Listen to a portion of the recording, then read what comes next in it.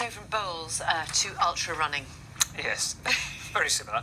In the past few hours, the ultra runner Carla Molinero has become the fastest woman to travel by foot from John O'Groats to Land's End. Quite an achievement. Look at this. The 36-year-old completed the 874-mile journey in 288 hours, 30 minutes, 14 seconds. If you work that out quickly, a total of 12 days. Well done to her, beating the current record holder, Sharon Gator, by more than 10 hours.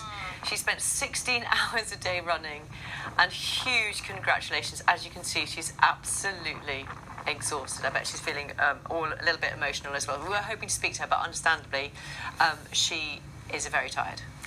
From one incredible physical feat to two more.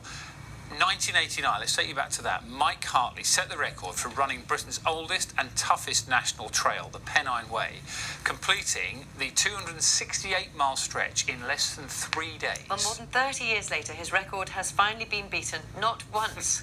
Fell runner John Kelly set a new record earlier this month, and then his friend, some friend he is, Damien Hall, knocked 3 hours off his time a week later. Let's speak to the both of them now. Morning, both. Thank you so much for joining us.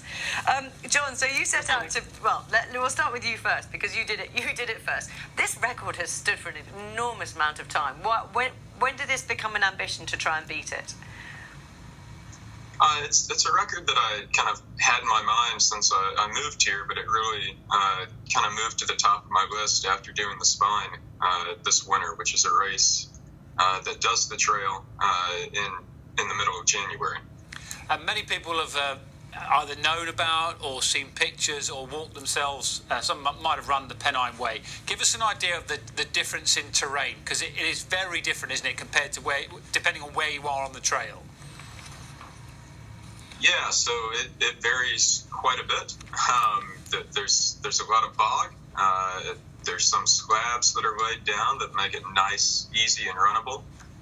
For me, the part getting used to is definitely running through the moorland and the bog and trying to find the right line through some of those less distinguishable spots on the trail. I was just about to ask that. How do you make sure you don't get lost?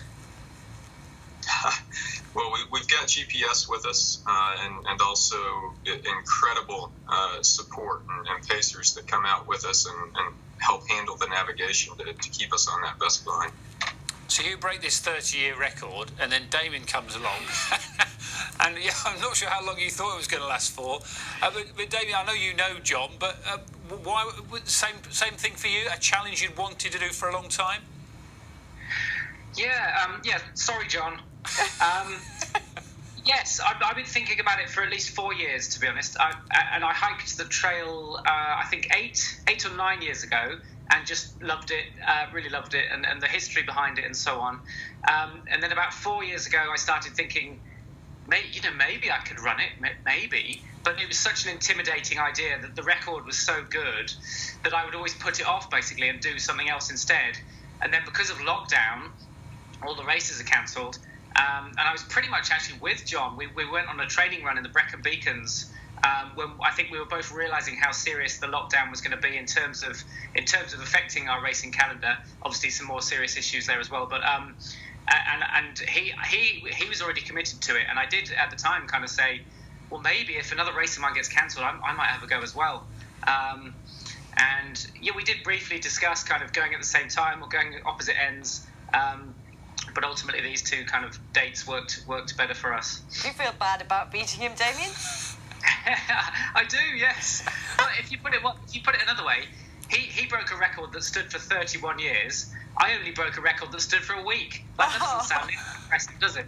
It's a very generous way of putting it. Damien, you not just running this trail, which is extremely arduous, but also picking up rubbish along the way. Yeah. I think when you do these things, you've got to be fit, of course, but it's much more important kind of what's in your head, what's your motivation, what's your why, what's going to keep you going in the middle of the night when you're stuck in a bog and you're fed up and you sort of want a bit of have a bit of a cry. So you need to have a strong motivation. John was fundraising as well for the Stephen Lawrence Trust, and my sort of motivation was sort of environmental causes, and I tried to bring that into the challenge as much as possible. So I sort of didn't use any animal products or create any plastic waste. And then also I thought, we could pick litter up as we go. There was a suspicion at times that maybe John had dropped a little bit behind him to sort of slow me up, but I'm sure that's not the case. John, having had that record now taken away from you by Damien, I know you're both very good friends. Do you think you'll give it another crack? I'd like to. Going for records of this length really takes a large commitment. It takes a big chunk out of your schedule as far as both training and recovery time go. It'll be a bit before Damien and I are fully recovered from this. But it's something that I'd like to be sure that I've really given it my best effort, and that's the way these things go.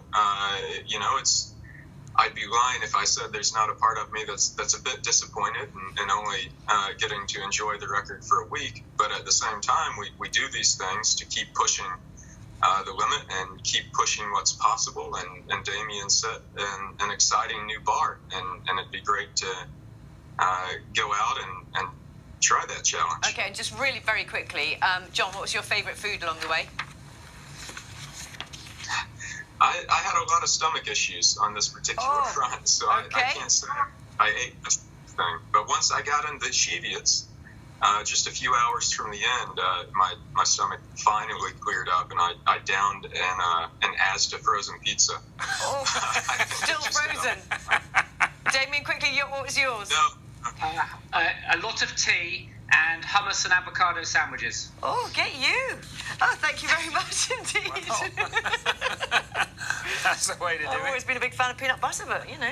I love peanut butter. Sorry. Oh, great stuff. Well done to both of you. Congratulations as well. Is that your food of choice with your... Pretty